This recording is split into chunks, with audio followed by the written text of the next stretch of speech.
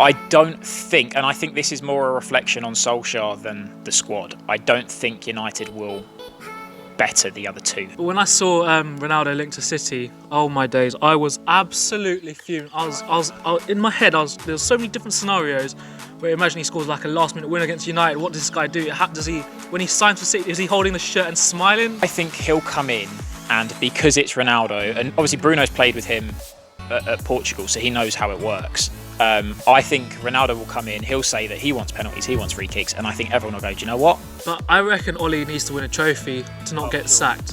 Sure. If he doesn't win a trophy, if we get close again and don't succeed in the final, I think he has to go. He can't do it. I don't know how he's still there.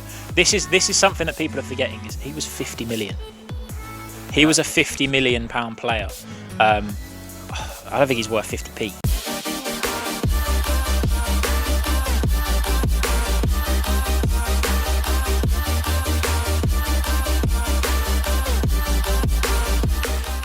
You alright, Warren? How are you today? Yeah, good man. How are you? Welcome back to the Chinwag podcast. This is your third appearance. Yeah, man. Yeah, third time. So let's get straight into it. We're going to discuss the Premier League predictions.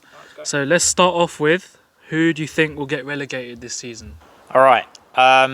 Worth noting for the viewers, obviously, it's 5:30 on deadline day, so there's still time for people to get deals done. But I've gone Norwich, Watford, Southampton. So even with the 3 games so far, even with Watford performing against Spurs, Southampton performing against United, you still think those teams will go down? Yeah. I don't think. I think for all the teams in that relegation battle, I think home advantage is going to be a big thing. We saw that with Southampton against Man United. Watford, were they at home against Tottenham? They were away. They were away. But I think I don't see enough in those squads. As we say, deals are being done today, maybe later on today as well. But I just don't see enough in those squads. Fair enough. Obviously you had Norwich bottom, and I've got Norwich bottom as well. I don't think anyone with a great sense of mind will think they'll stay up. I don't think. I don't think they have enough. They're one of those teams that bounce up and down the leagues anyway. Yeah. So it's not like the end of the world if they do get relegated. They've still got young players, for example, like Aaron's, Cantwell, who can still move. Yeah. So yeah, I think Norwich will go down. But my two, apart from Norwich, were Brighton and Burnley.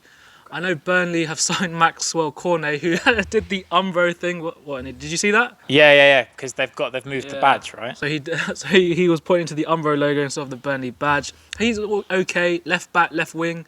He'll add a little something compared to like Charlie Taylor. Mm-hmm. I think they re-signed Aaron Lennon as well. Oh yes, yeah. I've seen that on a free. Yeah. Brighton, I think they'll go down, but they just signed Cucurella, who's played for Barca. Yeah. Who's he just come from? Getafe, something like that. Is it? But he was like left wing back. Him and Solly March could rotate, for example. But I do think the progress that Brighton have shown isn't enough for me to be like, okay, cool, they're going to stay up. I know they got Bissouma, who's unreal. Yeah. I'd take him at United as a DM at the moment. I don't know how he's still there. Yeah. But yeah, I think with Potter, they played great football. Their expected goals for last season was, I think, less than it should have been, so they should have scored more. They've got up top, Mopé and Trossard, McAllister. I just don't think they've got enough, really.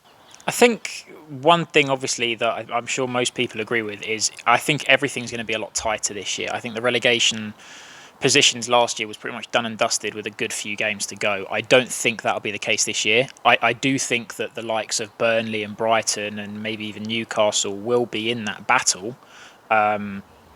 But Newcastle started quite well though. They have, but I think a big thing with Newcastle is the over-reliance on Callum Wilson. If he doesn't play well or he doesn't score, they don't get a result. And we've seen that in the 3 games they've played so far this year.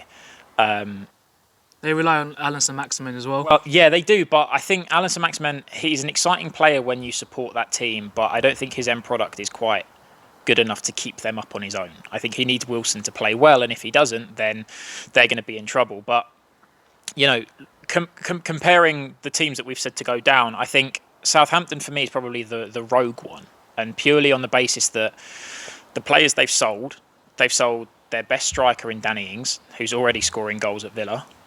Yeah. And they've sold arguably, their best centre half. They replaced him with a guy that used to play for Torino.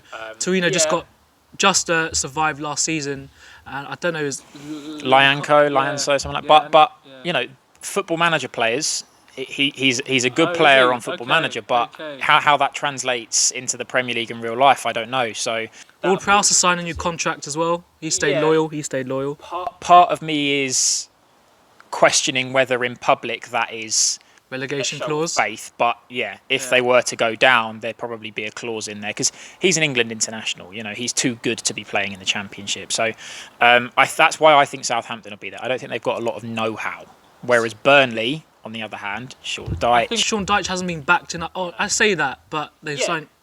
They just can't attract the type of player that's like the flair kind of player. Yeah. They've got like Dwight McNeil, Cornet. I think Burnley's left side will be quite entertaining if Cornet plays left back and Dwight McNeil plays left wing. I've got to be honest. I know Cornet used to play on the wing, and he's gradually sort of moved back at Lyon to left back. I think Burnley have signed him to play on the wing. Yeah. Rather than to play at left back, and then that gives them a little bit more because at the minute they're sort of playing Goodmanson at right mid. Maybe if McNeil moves over, Cornet can play on the left.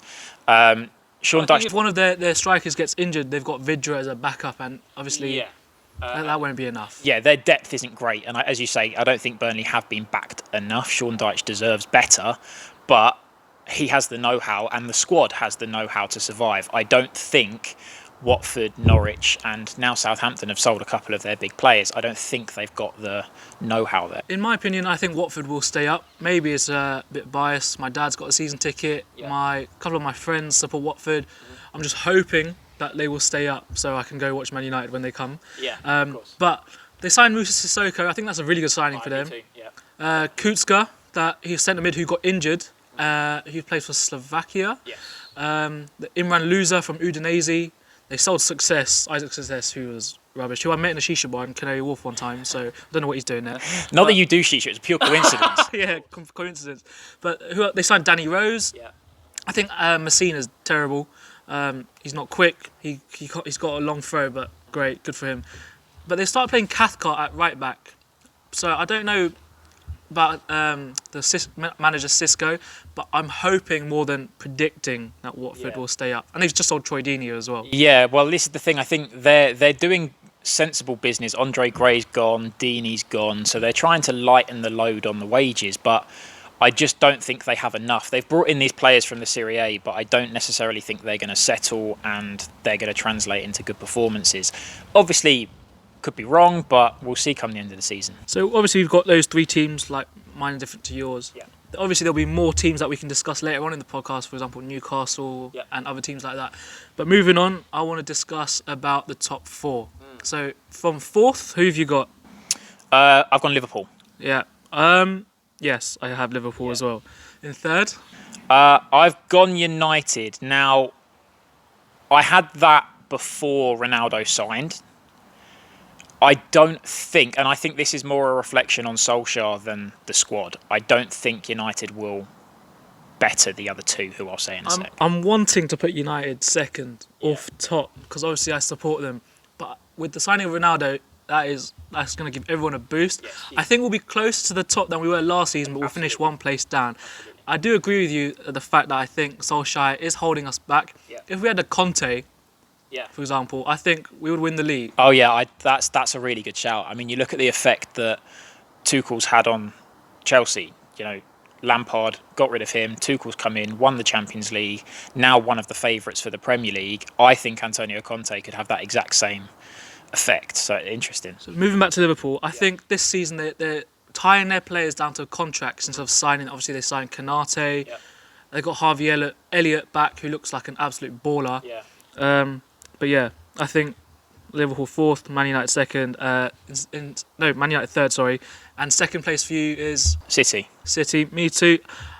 Why do you think they won't win the league compared to whoever you have first? I'm looking, and it doesn't look like City are going to sign a world-class striker, and for me that would be the difference. I think City are a better attacking team, but without a world-class striker to put away all the chances they create, I think they're going to drop points in, against the tough teams like for example, Chelsea. Yeah. But when I saw Ronaldo linked to City, oh my days, I was absolutely fuming. In my head, there was so many different scenarios where imagine he scores like a last-minute win against United. What does this guy do? When he signs for City, is he holding the shirt and smiling?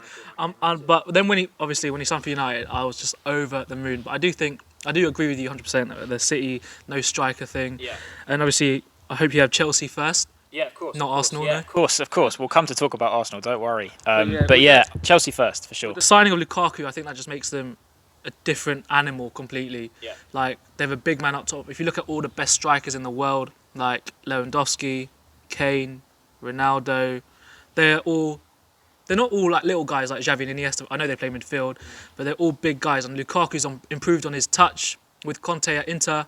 And I just think he brings a whole different thing to Chelsea compared to Werner. Yeah, I think they can both play with their back to goal. They can go in behind. They can come short and get involved in the build-up. So those kinds of bigger forwards that are a bit more physical can do a lot more, which I think makes it a lot more difficult to defend against. And I think that's what makes them so effective. So that's weird. We've actually agreed on something for once. It doesn't happen a lot in these podcasts, does it? But moving on, let's move on to the top scorer. Who do you think it will be? The signing of Ronaldo has kind of made me question this. I had Lukaku. I'm going to stick with Lukaku. I just think Chelsea are going to be a better run unit, and I think everything is going to end at Lukaku. But won't everything at United end at Ronaldo? I think Ronaldo would want everything to end with him, but when you've got the likes of Bruno, for example, and Pogba... It's going to be interesting who's going to take penalties and all that. Be Ronaldo. I know Bruno's got a good record, but Ronaldo is going to come in and say, I'm on penalties, I'm on free kicks, because as good as the guy is, he's got a massive ego. And he is going to want to come in. He's going to want to be in contention. Don't you think that will cause a little bit of tension between the Man United guys? Or you think, he's Ronaldo, he deserves everything? I think he'll come in, and because it's Ronaldo, and obviously Bruno's played with him at Portugal, so he knows how it works. I think Ronaldo will come in, he'll say that he wants penalties, he wants free kicks, and I think everyone will go, do you know what? I mean, at least penalties, free kicks, he's not the most effective. He's got like 79 free kick accuracy on FIFA. Yeah, he's not the one. It's not good. But I think penalties definitely. So. And he's 12.5 mil on fantasy as well. So some of us have to. They took their time to announce that. So it'll be interesting to see how people. 1 mil more than Lukaku, I think. I need to find a way to put Ronaldo in there. To see how people go about that. But anyway, we've talked about relegation, top 4, top scorer. Who do you think the best young player will be this season? At the end of the day, it came down to 2 players for me. And I don't think that's changed recently with transfers that have been made by teams. Mason Greenwood at United and Phil Foden at City. And I know Phil Foden's injured at the minute, and it looks like he's injured for another few weeks still. But I think this year Pep's going to give him more responsibility again. It looks like year on year he's giving him more and more and more. And I think looking at the effect, people are scared to defend against him. It's similar to that Jack Grealish, but obviously not to the extreme. So I'm going to go with Foden on the basis that I think I know where you've gone. Yeah, because I'm going to it's more my heart, but I think Greenwood. With Ronaldo coming, it obviously won't hamper his progress, but he will learn from the best. And I'm saying that's for like future seasons, but for this season, I think he will play a little bit less. For example, when Sancho hasn't started great, really. Ronaldo's coming in. We've still got Martial, and Dan James has left. But sticking along lines with Greenwood, he scored in all 3 Premier League games this season. He bailed us out against Wolves. He bailed us out against Southampton. That was a bit contentious. I'm not sure if his shot was going in. I think he was fortunate giving it to him, but I agree. He has started really well. He's just unbelievable. I think he's better than Rashford. He's better than Martial. At the moment, I think he's better than Sancho. And the kid is only 19. And his ceiling, when Martial came, his ceiling was up there. Now, Greenwood's ceiling is higher than Martial's when he arrived. I agree. And it's great because we're talking about Foden, we're talking about Greenwood, and they're both English. So. And I don't think there are many foreign players that come into that conversation. I mean, I might be missing players, and obviously if you can think of anyone, then obviously let us know down in the comments. But I can't think of any young foreign talent. We might be being biased as well. We probably are. We're English. We probably are. But I can't think of anyone else that's going to compete with them. I think they're both going to have really good seasons. I think Foden will get better as the season goes on, and I think Greenwood will probably start to play a little bit less now that Ronaldo's come in.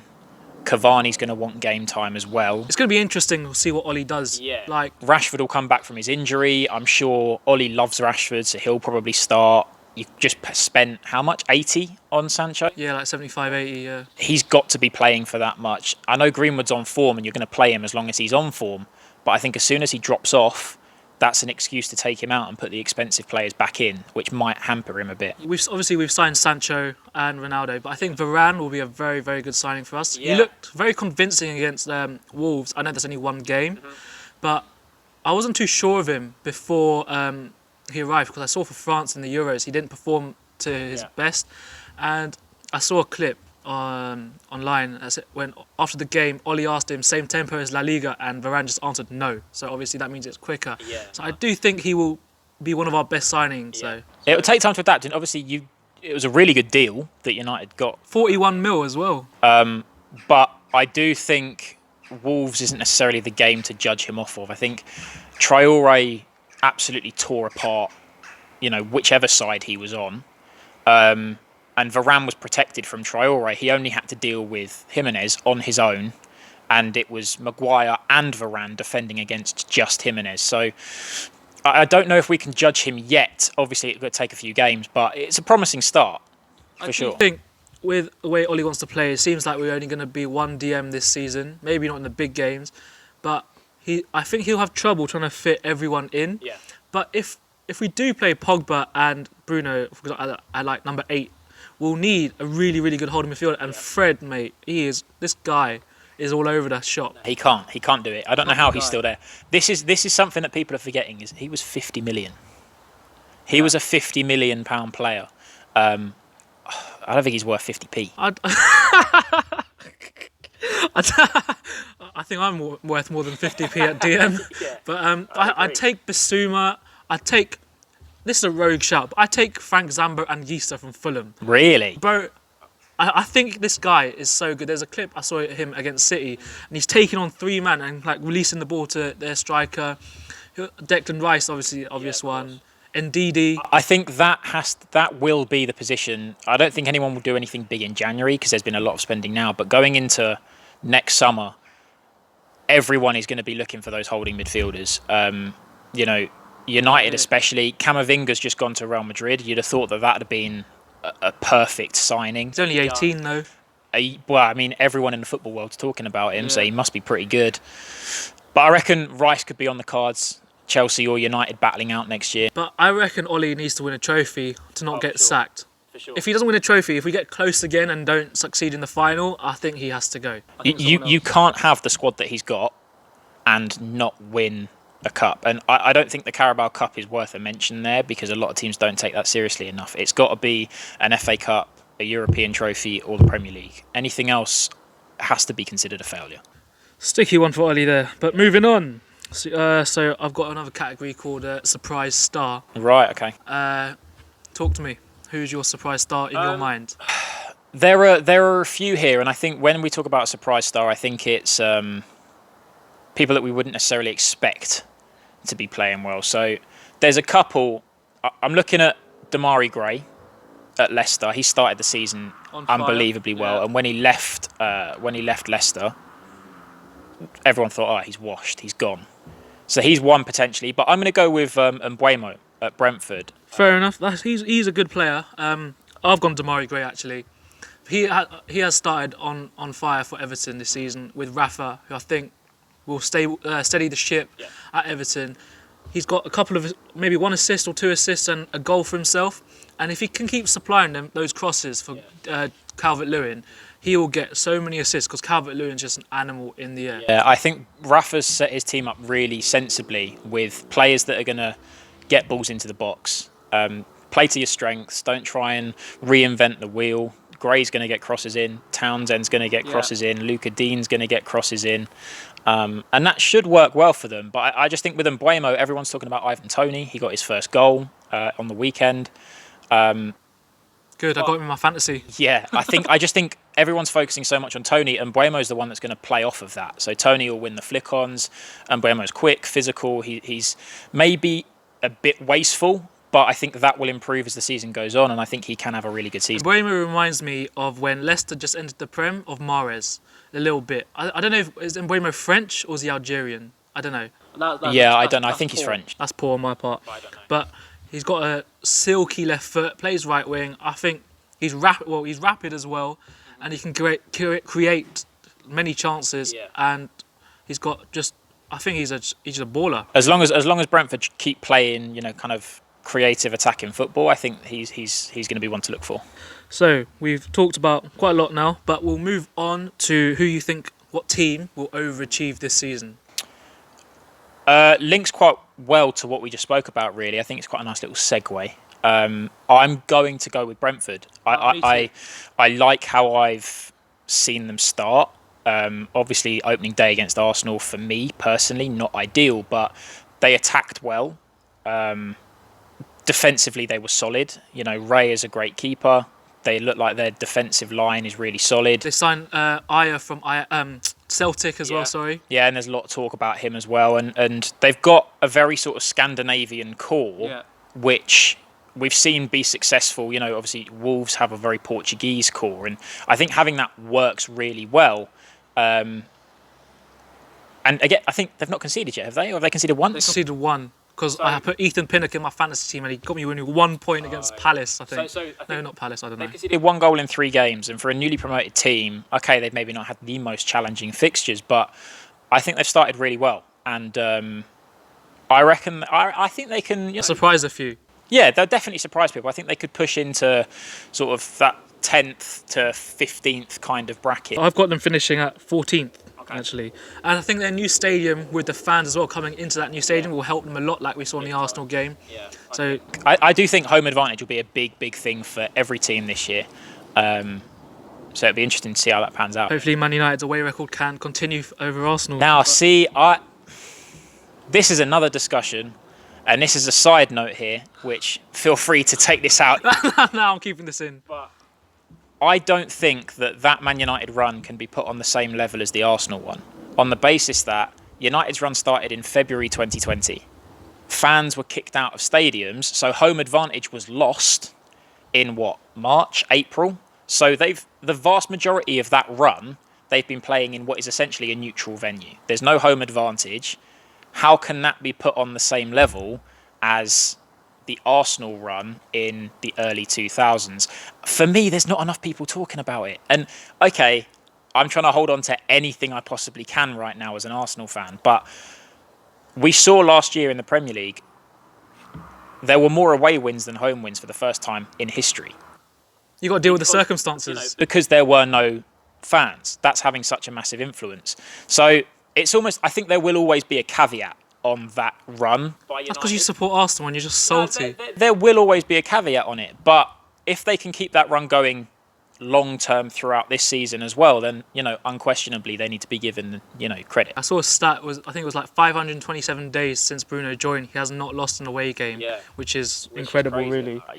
With the addition of Ronaldo, and Varane, things are. I can't wait. But moving on, your underachievers.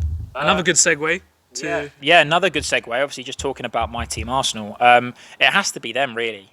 It has to be Arsenal. I mean, everyone else will probably finish around about where they're expected. But I think with Arsenal... Where do you reckon they will finish? For me, the most I reckon we're going to get out of this year is probably 8th. And that's stretching it. I mean, anywhere from 8th to 10th. Yeah, I've got Arsenal finishing at 10th. Yeah, as painful as that is, I do think we'll probably scrape back to 8th.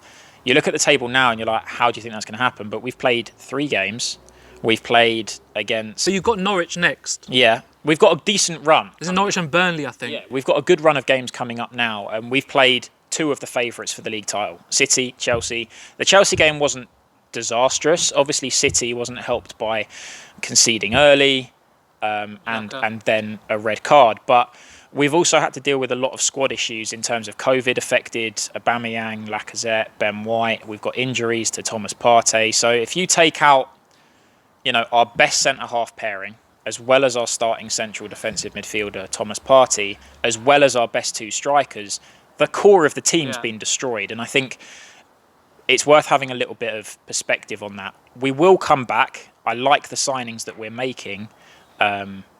But when I saw the Arsenal line up against City, I saw Kolasinac, and I was like, you guys need to get rid of some players. Like obviously we got rid of Willian, and he's released a statement saying he was never in it for the money, which he was kind of, because he got so much, like was it on over 200k a week or something. I have to say though, fair play to Willian, because he tore up his contract. He could have demanded a payoff before we let him go. He tore up his contract, and apparently it saved the club 20 plus million. I saw that. That was good fair play to him, because that's a lot of money. That's a new signing, you know. And there's a centre half that it's not yet finalised as we're filming this, but there's a Japanese international, Tomiyasu from Bologna, who is highly rated. Tottenham were after him before; they couldn't reach an agreement. I'm not gonna lie. I'm not gonna say if he's good or bad, because I've never seen this guy play. But he's a young player who's only going to grow in value, surely. So I'm interested to see how that settles in. And that signing basically comes from Willian's deal. Bellerin going to Betis as well. Yeah. Maitland-Niles, I saw him. Obviously, everyone's seen what he's posted online. The club's a mess, you know. Nketiah, he needs to go. There's Kolasinac. I think the only thing with Kolasinac was he wanted to go to a back 3, and he wanted to have a left-footed, left-sided centre half. Arteta. Yeah, and with Gabriel injured and Pablo Mari's had a shocking start to the season, so his only option to do that really was Kolasinac, and obviously it's not necessarily worked, but I think we'll come back. I think Arteta needs... Lokonga looks promising though. Yeah, he's another one that probably wasn't expecting to start straight away, but he does look good, and he's a young player that's going to grow in value. I think Arteta does need a bit of time. And people will say he's had a year or whatever, but this is his first pre-season, because obviously there wasn't one last year. He's had another window to get out players he doesn't want and bring in some of the players that he does. And I think that will bode well, maybe not this year, but moving forward in 2-3 years' time. Yeah, because I see you're the highest spenders in Europe, and you not sign a player that's over the age of 23, so you gotta back him. But I don't think he deserves the time anymore. Like it's just shocking. He looks just clueless now. Like I look at the Arsenal team, and you just know they're going to get smoked. I don't know. I think when he came in, he's given himself time, because we played against Chelsea, City, and he got results, won the FA Cup in his first season. And I think that's left an impression on the people in charge at the club, that he can get the results when backed enough. I think Arsenal are not in the same market as the big 6. Yeah, you know, like Tottenham, probably in that. They're making a few signings like Emerson Royal from Barca. Apparently Arsenal were after, and he didn't want to join. So that tells you kind of where we're at. But mainly City, Chelsea, United, Liverpool, we're not in that market. We're in that next level where... Like the Leicesters. The West Hams, for example. You look at the business that West Ham have done. Leicester, West Ham, look at the business they've done. Souček, Soufal at West Ham, both... They've got Vlasic now as well, who's quality. Deals.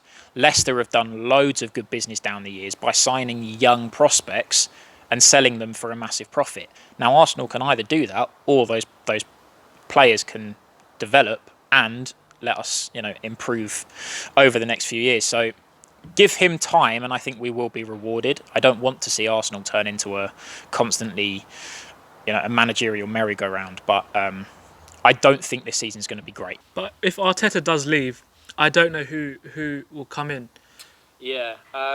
Graham Potter? I don't know. Well, this is the thing. I think it would have to be a manager at a level below being given his first big job. Like Nuno going to Tottenham, similar. Because, Wolves... Although in the league, they finished similar levels in the league, but Wolves and Tottenham are different standards of club. And I think that jump is probably what Arsenal are going to have to look at, is a manager at that level pushing on to the next level. Interesting. Okay, so who do you think the best new signing will be? So I kind of changed my mind since I proposed this question in my head. So I was thinking about Sancho first. Yeah. But I think, because we have so many attackers, I think they'll be rotated quite a lot. But Varane, for me, this isn't just Man United or Arsenal. This is anyone in the league, by the way. Yeah. So I think Varane will stand out a lot more because Lindelof, he just gets bullied in the air. And I hope Varane doesn't obviously get bullied. But I think Varane is a classy defender. He stayed at Real Madrid for however many years. He's won 4 Champions Leagues and trophies for days. And I just think he's the perfect guy to partner Maguire at this moment in time.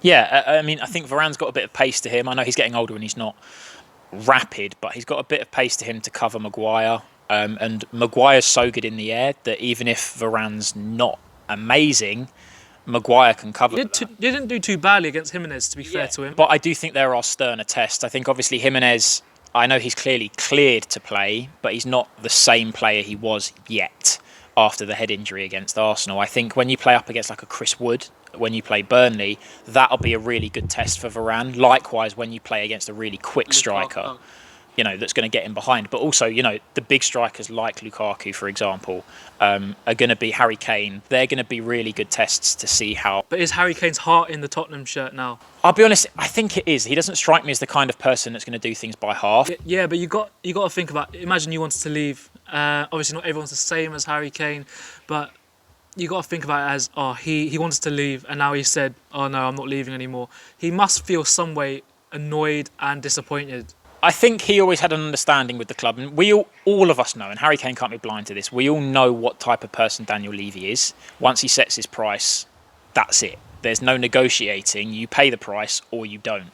And as soon as City said they weren't going to pay it, Harry Kane probably knew. He knows the best way to get a move in the future is to play well and to show that it's not affected him. He will still score goals and he'll get his move next summer. Yeah, because managers don't want guys with attitude problems, do they? Well, exactly. I mean, I wouldn't know about that. We don't have any in our team, right? We won't talk about that. But I'd say for me, I'm going to go with Lukaku on the basis that I think he will be the guy that turns Chelsea around and makes them title winners. Ronaldo ran it close, but again, I don't think with Solskjaer in charge that United are going to push on enough. So for me, you look at how many chances Werner had last year, and the guy massively, massively underscored what you'd expect. If those same chances fall to Lukaku, then I think he's going to bag so many goals this year. And that's, for me, that's going to make such a difference, and that's why he would deserve, best new signing. I put Lukaku as top scorer, I think, as well. Yeah. But Ronaldo last season, in the same league, outscored Lukaku. Yeah.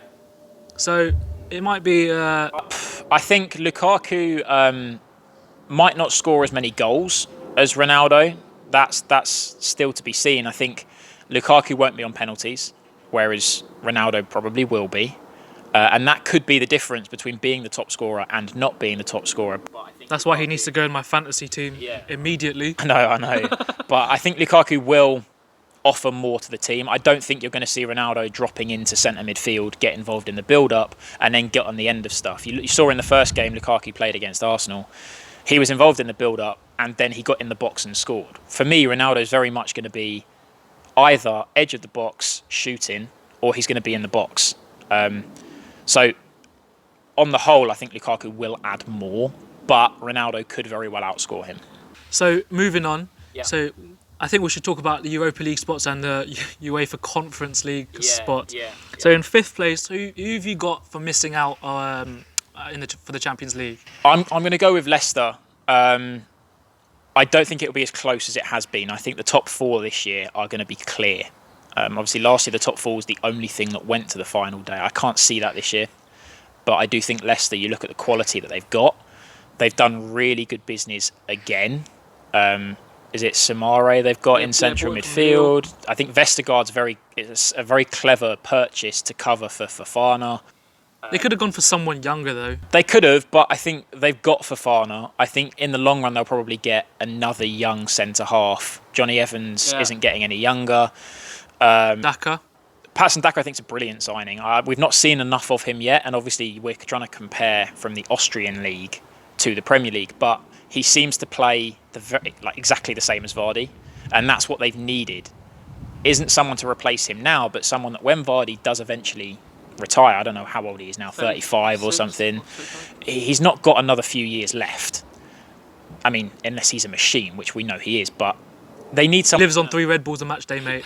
But they need someone to come in who can play the same way, that's not going to make them change their whole style of play. And I think Patson Daka's a very good signing to do that. I think Brendan Rodgers is a astute manager enough as well. They've got Ndidi, Tielemans and Maddison in the midfield, and Sumare to add to that. And obviously, Ndidi is just the guy that just sits in front of the back four, breaks everything up, gives it simple to the more expansive players like Tielemans. It's crucial that they hold on to... I'm pretty sure they will now, with such little time left in the window.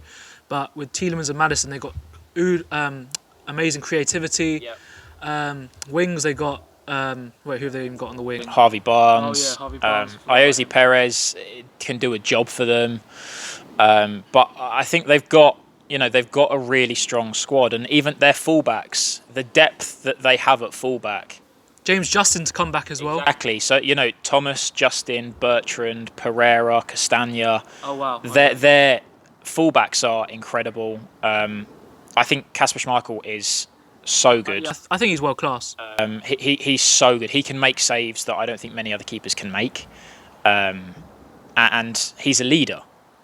So I think they're really well placed going into this season. You got finishing just below Leicester in 6th. I'd say in 6th, probably Tottenham. As much as it pains me to say it, I think holding on to Harry Kane was huge. If he didn't stay, then I think they'd really struggle. But him, Son signing a new contract. Dele Alli's coming back now as well. Yeah, I still don't rate Dele Alli. I think he's playing. He's not really doing much. He scored a penalty, but he's not doing much, I don't think. But the players they're bringing in, Romero was very highly rated, centre-half.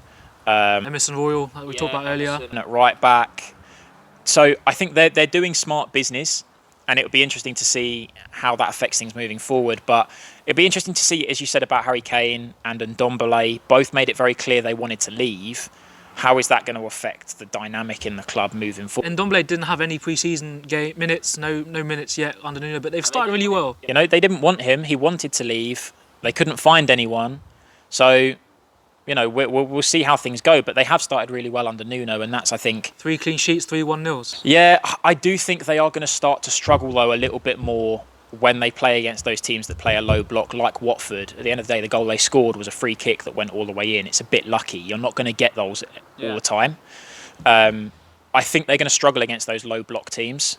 When they can play on the counter like they did against City, I think they can be really effective. So, okay, I think the Conference League is 7th, right? Yeah. So I think West Ham will finish in 7th. Yeah. I don't know if you agree with me or disagree with me for that. It's a close one. I think for that last spot, I think it's probably going to be a shootout between West Ham, Arsenal are probably in that shout. Leeds. In 7th, 8th and 9th, I've got West Ham, Villa and Everton. Interesting. So I know West Ham have Europe, Yeah. but I think in the early stages of Europe, they won't always... they'll play more youngsters than their first team to concentrate on the league.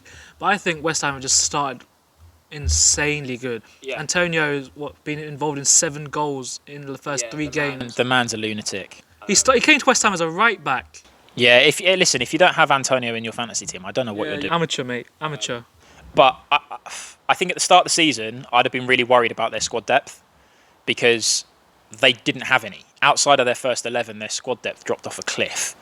But I think the deals that they have been doing over the last week or so, even today, they're looking at doing deals to strengthen that. We mentioned Vlasic earlier. I think there's another Czech player, Alex Kral, I think, is one that they're looking at trying to get in. Honestly, I've been looking. Fabrizio Romano's the guy. But I think they're doing... Agent Souček and Kufal. Yeah, it is. We spoke about club culture, and I think they're almost getting that Czech culture in, but it's hard-working players. Put Areola in as well as a backup goalie. I think he should start ahead of Fabianski. I think that's a really clever one. I'm sure there's an option to buy in that deal, and I think Areola will be there this year. He'll get game time, but he will then join them permanently as the number 1 moving forward, because I think he did really well for Fulham last year. So the deals they've done, I think, in my mind, have changed my perspective. And the start they've had has been unreal. They've scored goals for fun. So Benrahma, Fornals, Antonio. You know, 7th, I think, for them. I do think that they will go out of Europe early. Right. So it's not going to be as big of a hindrance. But we'll see. Yeah, I think that's all we've got time for. We need to shoot off to training, actually. We do. Yeah. Thank you again for joining me on the Chinwag podcast. It's always a pleasure, man. It's always a pleasure. And hopefully next time you can come back for updates, fantasy stuff, and more. Yeah, sure, man. We'll have to check this out at the end of the season. We'll have to look back and see how we've got on with these predictions. If you enjoyed that episode of the Chinwag podcast, don't forget to like, comment, and subscribe. I'll see you later for more.